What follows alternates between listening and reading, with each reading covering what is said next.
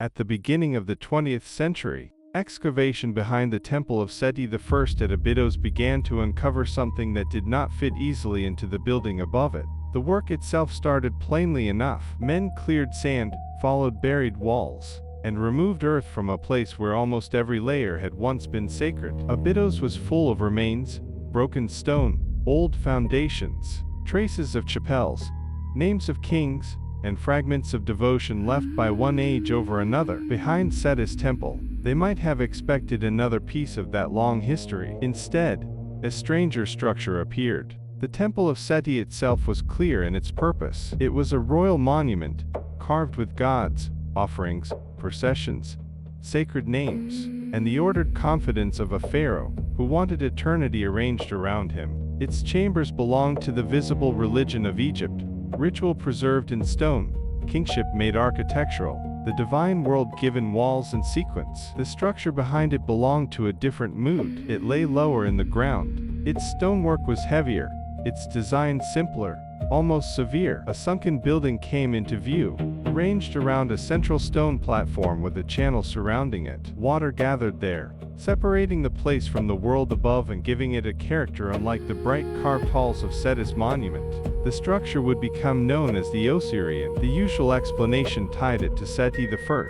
It stood behind his temple, in the sacred city of Osiris, and its meaning belonged naturally to death, burial, and rebirth. In that reading, it was part of Seti's passage into the mystery of Osiris, a symbolic tomb, a ritual space, a stone image of the king's union with the god who died and returned. Yet the Osireion always carried a more troubling suggestion. The main temple spoke in the voice of Seti's reign, with carved scenes and royal theology. The Osireion seemed to come from a deeper layer of thought. It did not depend on reliefs or inscriptions to create its power. Its meaning came from the form itself, a platform surrounded by water, hidden behind a temple in the city of the dead god. For an Egyptian mind, that image was not empty architecture.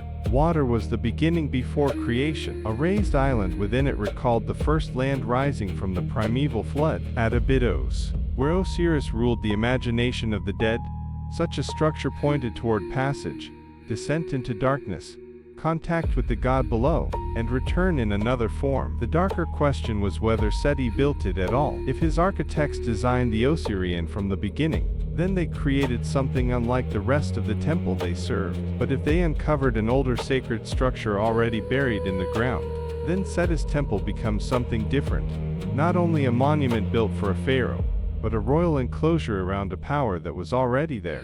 Ancient kings knew how to do this. They did not always destroy what came before them. They restored it, claimed it, renamed it, and folded it into their own sacred order. A pharaoh could place his name near a holy place, without being the one who first made it holy. At Abydos, the Osireion keeps that possibility alive. It may have been Seti's monument. It may have been older than his claim upon it. Or it may have belonged to a category the Egyptians themselves understood better than we do.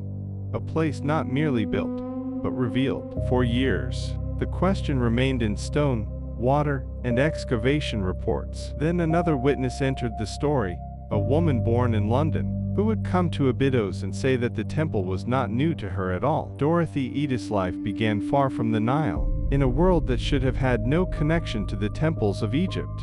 She was born into an ordinary English family.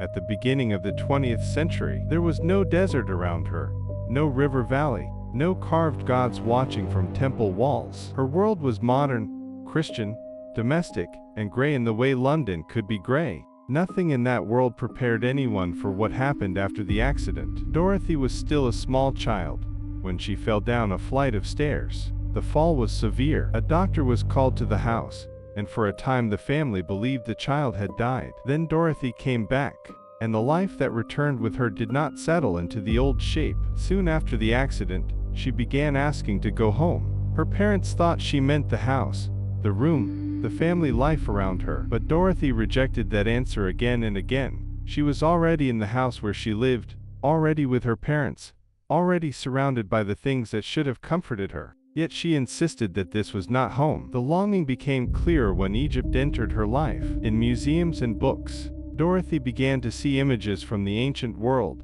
statues with still faces, carved reliefs, gods with animal heads, signs cut into stone. Other children might have found them strange or frightening. Dorothy found them familiar. She did not look at Egypt as something distant. She looked at it as something taken from her. The moment that fixed the direction of her life came when she saw the Temple of Seti I at Abydos. It was not the most famous image Egypt could offer. It was not the pyramids, not a treasure, not a golden royal mask. It was a temple wall, a sacred building in a city most people around her could not have placed on a map. Dorothy recognized it. Abydos became the place her childhood cry had been reaching toward. The house in London had been shelter. Egypt was home. From then on, she moved toward that home with a seriousness that did not belong to a passing fascination. She studied whatever she could find.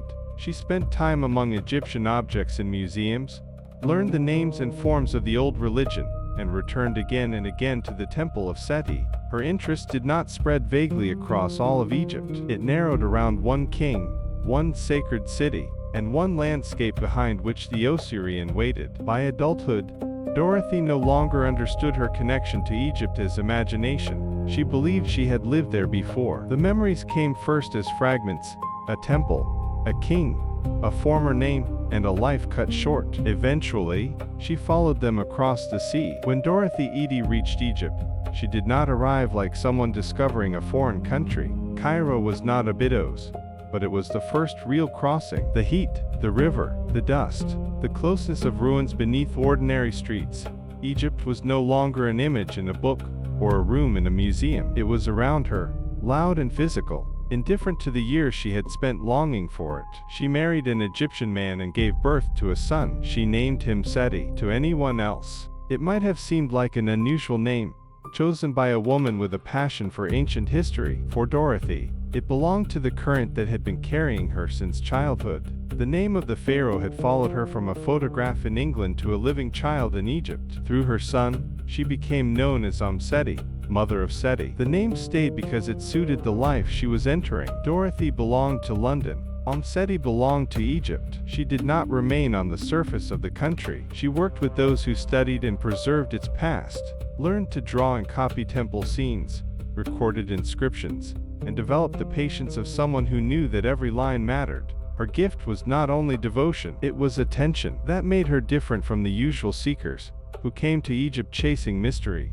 Omm Sety could speak of gods, memory, and the nearness of the dead, but she could also discuss a damaged relief, a ritual scene, a line of inscription, or the layout of a temple wall with practical precision. The mystical life in her did not soften the work, it sharpened it. Still, Cairo was only a passage. The place that had called her since childhood was farther south, at Abydos. When Omm Sety came there, the old recognition became physical. The temple she had first seen as an image now stood before her in stone. The halls, the carved walls, the names of Seti, the sacred rooms built for the gods, all of it surrounded her at last. She did not treat the Temple of Seti I as a monument visited from the outside. She moved through it as if the place had been waiting for her to resume an old position. The fragments of memory that had followed her for years began to find their setting among real corridors, reliefs, chapels, and names. At Abydos, Omm Sety became part of the temple's daily life.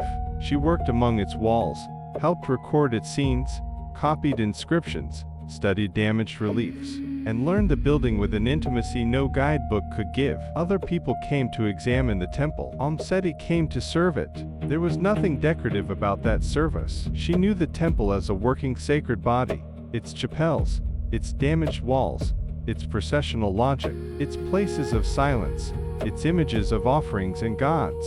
She could move from practical work to private devotion, without feeling any break between the two. For her, the old religion had withdrawn, not vanished. She prayed in the temple, made offerings, and kept her relationship with the gods of Abydos, as if the ancient rites had only been interrupted, never abolished. By day, she worked as a recorder of the past. By night, when the site emptied and the practical world fell away, the temple returned to its older nature. Her memories sharpened there. They came as scenes, impressions, names, emotional certainties, and flashes of another existence. Slowly, the former life she had carried since childhood took on its full form. In that life, she had belonged to this sacred world. She had served within the temple. She had known the discipline of the old rites, and the danger of breaking them. Above all, she had known Seti I not as a distant king from a book, but as a living man. The name of the woman Omm Sety remembered was Bentrishit. She had not been a queen, or a royal wife, or one of the great women, whose names were meant to survive in the public record of Egypt. Her life belonged to the temple. She was young, bound to sacred service at Abydos, and placed under rules older than personal desire. The temple gave her a place in the world, but it also claimed her. In Omm Sety's memory, Bentrishit served in the sacred precinct during the reign of Seti I. Her life moved with ritual, purity, duty, and obedience to the gods. Then Seti came into that life not as a carved figure on a wall, but as a man. This part of the memory carried both tenderness and danger. The pharaoh, who should have remained above her, as king and sacred ruler, came close enough to enter her hidden world. What passed between them belonged to the side of the temple never carved into reliefs. It lived in secrecy, in risk, and in the knowledge that some boundaries demand payment when crossed. Bentrishit loved him, and because she loved him, the order of her life broke. When she became pregnant, the secret could no longer remain only a secret. For a woman bound to temple service, pregnancy by the king could not be treated as a private matter. Bentrishit belonged to the temple, and the temple did not release what it had claimed. The love that joined her to Seti placed her before the gods, the priests, and the law of the place she served. Her death came from that pressure. Omm Sety remembered Bentrishit as a woman who chose to end her life rather than face what would follow. It was not the death of someone escaping an ordinary shame. It was the end of a life trapped between devotion and violation,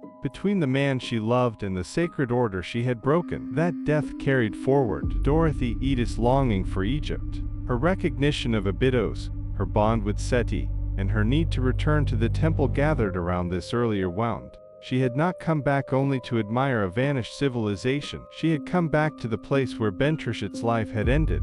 Abydos was not calling her because it was beautiful. It was calling her because something in it still knew her name. The memories that returned to Omm Sety did not stop with Bentrishit's death. They reached behind the temple. Tehai. The Osireion was not a later curiosity attached to Seti's monument, and not merely an architectural problem left for modern scholars. It belonged to the deepest layer of Abydos, to the sacred ground that even the priests of Seti's time approached with reverence. In the world she remembered, the Osireion was already old. Seti did not treat it as an ordinary royal construction. The priests did not speak of it as a building raised by craftsmen in the usual way. Its origin belonged beyond human record, to the gods themselves. The Temple of Seti stood in the visible order of Egypt, carved with names and rituals, but the Osireion lay behind it, like an inheritance from a more ancient age. The excavators had uncovered a structure that resisted the story placed over it. Omm Sety remembered a world in which that resistance was already understood. The Osireion had not become strange with time. It had been strange from the beginning. Its water,